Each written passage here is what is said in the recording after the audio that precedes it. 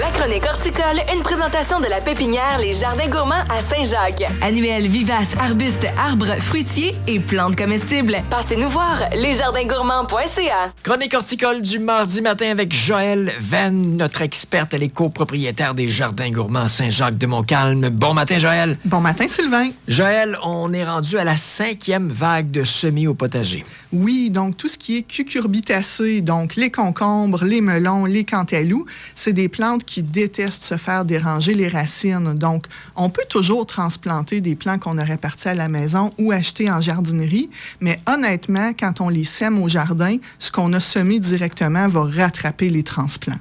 Ça nous prend un calendrier. C'est vraiment, il y a des échéances à respecter puis tout ça pour avoir un beau jardin en santé. Hein? Exactement.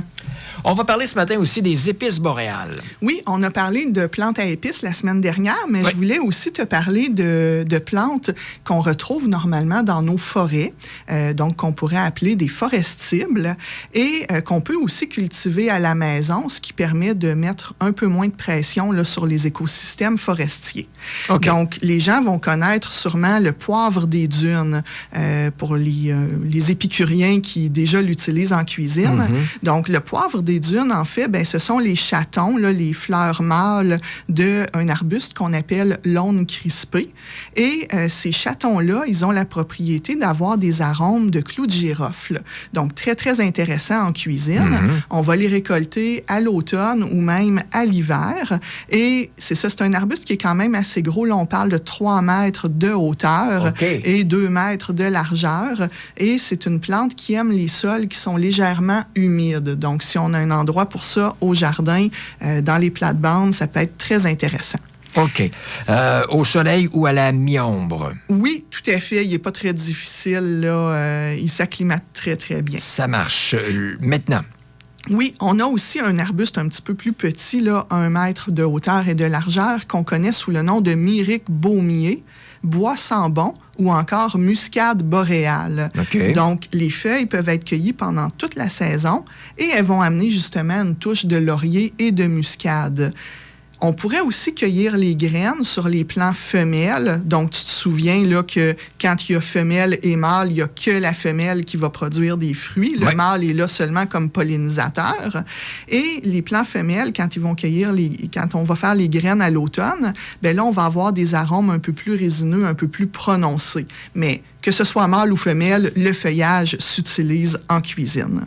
OK. On a aussi une autre belle plante indigène qui est la Comptonie voyageuse. C'est un arbuste de 1 mètre de hauteur et de largeur et son feuillage est tellement découpé, on dirait quasiment un feuillage de fougère. Ah ouais? Et on va aller chercher des arômes de miel, d'agrumes, de balsamique, donc très, très aromatiques pour les jeunes feuilles. Et on peut aussi utiliser les chatons mâles qui, eux, sont appelés aussi nards des pinèdes pour les gens qui sont habitués là, de les chercher en petits pots d'épices.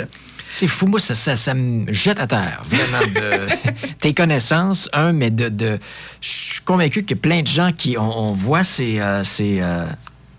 épices-là, ces plantes-là, sans savoir ce que ça peut nous donner. Hein. Exactement. On n'est pas conscient de tout ce qu'on croise quand on fait une randonnée en forêt. Oui, exactement, c'est ça. À part de ça. Oui, le sumac vinaigrier. Donc, le vinaigrier sauvage a la réputation d'être très, très envahissant, avec raison. Mais en jardinerie, il y a des cultivars qui sont plus compacts et beaucoup moins drageonnants, dont le cultivar Tiger Eyes, qui a un beau feuillage jaune doré, très, très découpé.